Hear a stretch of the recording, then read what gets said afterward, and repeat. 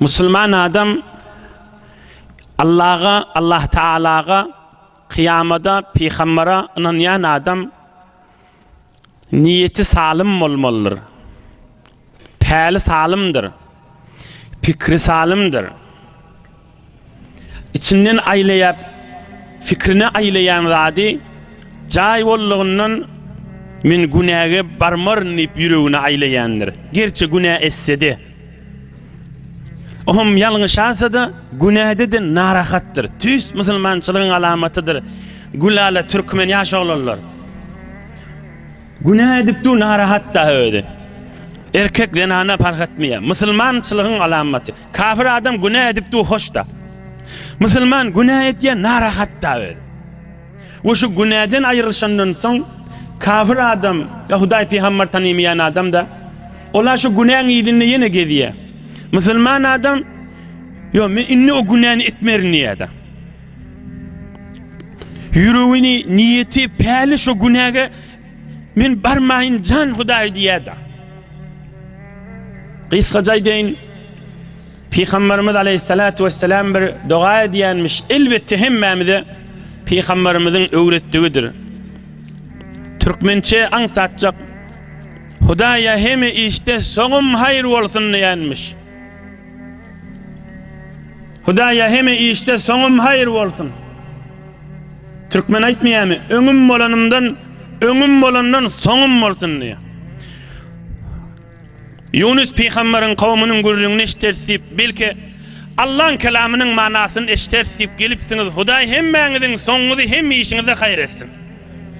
İn Müslümanın ulu gaygısı iman baylığı ki bu Yunus peygamberin gurrunu Yunus peygamberin kavmi ahir iman baylığına geçecekli, iman baylığı girecekli. Huday Teala sizin hemmenizi tüz yüreğimden eyem Allah Zülcelal'ın dileyen iman bilen yaşap, iman bilen dünyadan ötüp iman baylığı bilen mahşer meydana girmek hemmenizi Allah ak nasip etsin. Geleyliğin Allah'ın peygamberlerinin biri olan Yunus peygamberin gurruna ve inne Yunus leminel murselin Saffat surasında Eyyamiz Allah Teala aytiya Yunus men peygamberlemdendir diyor. Yunus peygamberin gurrundan önce Yunus peygamberin adı gelensen ah canımız malımız kurbanı olsun Resulullah canın bir aydan sözünü aydeyin Yunus peygamber var arada oham gurruna girsem inşallah gelişirek olur. Dirman Resulullah can Muhammed Resulullah aleyhissalatu vesselam Taif şehirden narahat bolup geliyaka horlanıp geliyaka bir bağa giriye odul iştensiniz onu da teberrik. Oham bağın eyesi hizmetkarı bir salqanaq üzüm ilk çoğun evine diye hizmetkarın adı Attasmış bir salqanaq üzüm peygamberimizin mübarek huzuruna ilk diye Peygamberimiz aleyhissalatu vesselam da mübarek elini parmaklarını uzatıp Bismillah deyip üzümden alıp mübarek ağzına salıp iyiye. Ohum ol hadım adı nami Attas. Addas. Bismillah dedin mi deyiptir. Bir millet onu aytmaya deyiptir. Ohum Resulullah can aydıptır. Min eyyi biladin ente. Sen yereli olayan deyiptir ona. Yan hadım Attas'a. O da aydıptır. Nasraniyun ve ana raculun min ehli Neyneva. Min Arakli Musil şehrin yanına ulukun şehir ve Neyneva şehirden men deyiptir. Özümde Mesih'i deyiptir. Resulullah aleyhissalatu vesselam aydıptır. Min qaryeti raculi salih Yunus ibn Mette. Yunus o adam şun o adam şun zannettir. Yunus peygamber Neyneva'danmış da. O adam Yunus'un o adam şun zannettir. Ohum ol adam aydıptır. Sen Arap, sen bir yurdun adamsın. Yunus peygamber necire tanıyan deyiptir. Resulullah can aydıptır. وذلك أخي كان نبيا وأنا نبي على نبينا وعليه الصلاة والسلام. وأولاد يبتر يونس بيخمر ديبتر ومن بيخمر أول من دونم بيخمر ديبتر من بيخمر ديبتر. Hatta şu duran yerinden böküp Peygamberimizin yüzü özünden el ayağından oğşaptır musulman bolupdyr gönünen. Neyine var? Yunus Peygamberin şehri. Irak'ta Musul şehrin yanında. وكان قومه كفارا فأقام فيهم يدعوهم سنين. Niçe yillap Yunus Peygamber kavmini imana çağırıptır. Kan zahmet çekiptir. Kan zahmet çekiptir. Müslüman bolmandırlar. İmana girmendirler. Ohum bir gün Yunus Peygamber kavmine aydıptır. Ey kavmim deyiptir. Sana hılcı 3 gün gallı deyiptir. 3 günden deyiptir Allah Azze ve Celle'nin azabı üstünüze gelecek deyiptir. Hemmeňiz helak boljak deyiptir. Adamlar kulak asmandırlar. Bir gün geçti. İkinci gün geçti. Üçüncü gün akşam Yunus Peygamber Neynawadan çıkıp gidiptir. Sadece ise kaçıp gidiptir. Kur'an-ı Kerim'de abaqa diye kaçıp gitti deydi. Yunus Peygamber ve erti azap iner deyiptir. Men çıkıp gideyin şehirden deyiptir. Ve erti azap iner men kaçıp gideyin şehirden deyiptir. Ve erti azap iner men çıkıp gideyin deyiptir. Şu gece ya bir neçe rivayette erti danatanna yaşlılar ovan adamların üyüşürüptir. Hey adamlar deyiptir. Yunus Peygamberden heni yalan eşitmedik deyiptirler. Gözden deyiptir, öyünne varmış o deyiptir. İman getirelim deyiptir. Şerin yerinden öğürülsen hayırmış cemaatler. Günahın her yerinden kaysan hayırmıştık imanlı doğallam. Gülala Türkmen cevan oğlarlar. Şerin her yerinden öğürülsen hayırmıştık. Yunus Peygamber'i gözleyiptirler, tapmandırlar. Yaşlılar kıygırışıptır. Be azap iner bu deyiptirler. Birimiz de kalmaz dargar siptirler. Şol şehir Neynawa qarankıy verttir. Azap inecekti haline. Yaşlılar adamları üşürttür. Ey adamlar deyiptir. Öngdaraylıyın söyle kaçın deyiptir.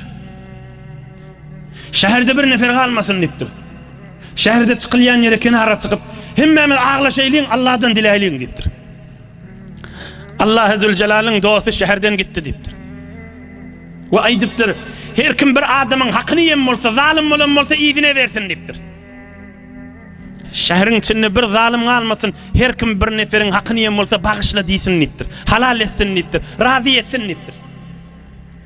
Bir üy hemsayasından, komşusundan bir daş alqaydan olsa da icazasız, şunun adı götürüp yerini koyutturlar. Azap geliyor. Azap gelmeyke, belki Allah azap üstülerinden ayırsın, savsun deyip. فردوا المظالم جميعا حتى إن كان أحد لا يقلع الحجر من بنائه فيرده إلى صاحبه. Berekallah. Bir daş alqaydan olsa öyünden götürüp hemsayasının hayatına koyup durdu. Ay şimdi sonra icazalarını yedim ya alqaydadım. Razı ol getirdim ha deyiptirler. Ya şunlar aydıptır. Mallımızda taşılık çıkarın deyiptir. Adamların bir tarafına diyeleri koyun, bir tarafına köşekleri koyun deyiptir. Adamların bir tarafına sığırlar koyun, bir tarafına tanrılar koyun. Hemmesi moğlaşsın, meğerleşsin, beyazlaşsın deyiptir. Adamların bir tarafına doğruları koyun deyiptir. Bir tarafına oğlakları koyun deyiptir. Hemmesi meğerleşsin, moğlaşsın deyiptir. Arada da bir ağlaşaylın deyiptir. Hele erkek çağı, hele kalmasın, karı cavan kalmasın. Hemmemiz yıkılışıp ağlaşaylın deyiptir. Karalayıp geliyor diye azapta. Bir kıyamet turan yalı oluptur. Ol mallın sesi arada da adamlar hemmesi ağlaşıp can huday bizi bağışla deyip kıygırı yerler diye. Bizi bağışla, can huday bizi bağışla. Can huday bizi bağışla. Can huday bizi bağışla. Azap duruptur, şehre gelmendir. Mahşer meydan yalık bir kıyamet meydan yalı oluptur. Berekallah bu kavma.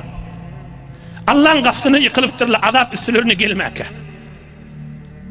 Allah'ın kapısını yıkılıptırla azap üstülerine dökülmeke. Allah Azze ve Celal emrediptir, azap dursun hadir diptir. Hudayın nuru dökülüptür. Rahmet üstümüzden yaktı uşuma hali yağın için siptu. Yağın yaksı yerden göğürşü yanık, adamın gözünden yaş akıp da Allah'ın kapısına yıkılsa rahmetleri göğür yandır o tadan. nurlar döregendir. Rahmet üstümüzden yağıptı şu mahal. Ey gününün cemaatleri, Allah'ın kelamını eşteyleyip güydün güllerini bu giyeceksin içinde meydanına otiz. Bu kavim düğme yağın yana gözlerinden yaş aktırıp Hudaý can bizi bağışla deyipdirler. Allah Zülcelal emredipdir, azap iyidine gaysın deyipdir. Üstüleri rahatlık bolaptır. Üstüleri rahatlık bolaptır. Kavim hey begenişipdirler. Ama Yunus peygamber bir ova azap iyinendir, ovada adam galı nedir mi diyenmiş. Ova azap iyinendir, hiç kim yoktur diyenmiş. Ovadan bir geçse bir adam görse sorayını oturanmış. Bir adam geçip bariyenmiş. Yunus peygamber evinden çıkıptır. Neyine vadan haberin var mı deyiptir. Onun haberin var deyiptir. Adamların hemmesi düze çıkıp ağlaştı.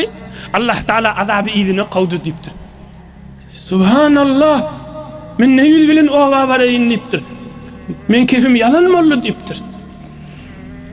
وَذَنُّونِ إِذْ ذَهَبَ مُغَاضِبًا فَظَنَّ أَن لَّن نَّقْدِرَ عَلَيْهِ فَنَادَى Özü aldırap tamam kamu gussa bilen yo men ova varmayın deyiptir. Men gitcek derya gaşyn deyiptir. Yunus peygamberin iştivası bolupdyr be. Etmellemiş Allah'dan icazat alman gidipdir. Barakana bir deryan çetinden marıptır. Ve inne Yunus leminel murselin iz abaka ilel fulkil meşhun. Barıptır deryayı Mediterana. Deryayı Mediterana yetiptir. Bir keşti dolup duran. Gel sen ne geliptirle. Mindiriptirle, uğraptırle. Keşti uğraptır. Çungir yerine varıptır. Zahiren girdabı varıptır. Girdab diye deryan bir neçe yeri var, keşti duruyor. Ne evokti ne iyidekti. Keşti duruptur. Oğam keşti var ne ediptir? Ağır oldu deyiptir. Evo de gitmeye, iyide de gitmeye deyiptir. Könüllerden tecrübemiz var deyiptir. Keşti ağır oldu deyiptir. Bir nefer düşmeli oluyor deyiptir. Ödün derya oklamalı oluyor. Ta ol kenarı var yança ya yüzüm vurmalı ya ölmeli nem olsa Allah biliyor. Yunus peygamber aydıptır. Men niptir derya oklanmalıyınız. Men yanlışık geldim deyiptir. Men Allah'dan icazat almağını gaytdım deyiptir. Yo bulmaz deyiptirler. Fesahama fekane minel mudhadin. Qurra çekeyliyin deyiptirler. Kimin adına çıksa şol deyiptir. Qurra çekiptirler. Yunus peygamberin adına çıkıptır. Yo bulmaz deyiptir adamlar. Qayta qurra çekecek. Qayta Qur'an çekiptirler Yunus peygamberin adına çıkıptır. Yo bolmaz deyiptirler. Yine bir tane Qur'an çekeyliyin deyiptirler. Üçüncü qaytar Qur'an çekiptirler. Hazreti Yunus'un adına çıkıptır. Hazreti Yunus koynuklarını çıkarıp özün derya oklaptır. Deryan keştiğin aptalına bir balık uluqon balık qurulmulap duranmış. Allah Zülcelal balığı emrediptir. Yunus özün oklanını yudarsın. Etin dargatmarsın, sünkün dövmersin, yudup deryalan eteğine girersin deyiptir. İkinciden önçarak miniptirle, Hazreti Yunus özün derya oklarını da giyecemiştik. وَذَنُّونِ إِذْ ذَهَبَ مُغَاضِبًا فَظَنَّ أَن لَّن نَّقْدِرَ عَلَيْهِ فنادى في الظلمات أن لا إله إلا أنت سبحانك إني كنت من الظالمين فاستجبنا له ونجيناه من الغم وكذلك ننجي المؤمنين. Balığın içine girenine, giyeceğin içi, balığın içi, deryan karanlıksı. Hemen ölüm mü ne mi deyiptir Yunus peygamber. Ölüm mü kadiyettir. Yo görse ölmeyendir, el ayağı kıymallaptu. Secdeye gidip yankını kıyırıptır. Hudaya hemen bağışla deyiptir. Hudaya balığın içinde secde ettin, hiç kim secde etmeyecek yerde ben secde ettim, men bağışla deyiptir. Allah Azze Celal balığı emrediptir, deryan içine aylap kenara zın deyiptir. Kenara balık hıda kanadınıptır. Yunus Peygamber innam canına tüy kalmandır. Balığın içinin havasının tutukluğundan o hava degmensin bir neçeler aytya 40 gün balığın içinde oldu. Bir neçeler aytya 3-4 saat oldu. Bir neçeler aytya bir hafta oldu. Onu Allah biliyor. Kenara geliptir. Horlanıp geliptir. Allah Azze Celal emretiptir bir buzu kuhi ımga şonu barda emdir deyiptir. Üstünden bir kaduvaq gördüptir. Kaduvaq şonu kölge versin deyiptir. Bir neçe gün şondan iyip içip kölgede bolip hale gelip oban adamsı Yunus Peygamber geldi. Hoş bolluk, keyif bollu deyip ve erselnahu ila 100.000 ev yazidun. 100.000'den artıkmaz oban adamsı. Himmesi imanla yaşap Müslüman olupdurlar. Odul iman getirdiler icmali, inni tefsili iman getiripdirler. Yunus Peygamber'in rahmet yağdığı mahal be her hal nesibe şeylemiştik. Kısaca dersine aydeyin, tamam edeyin, onsan oturdunuz.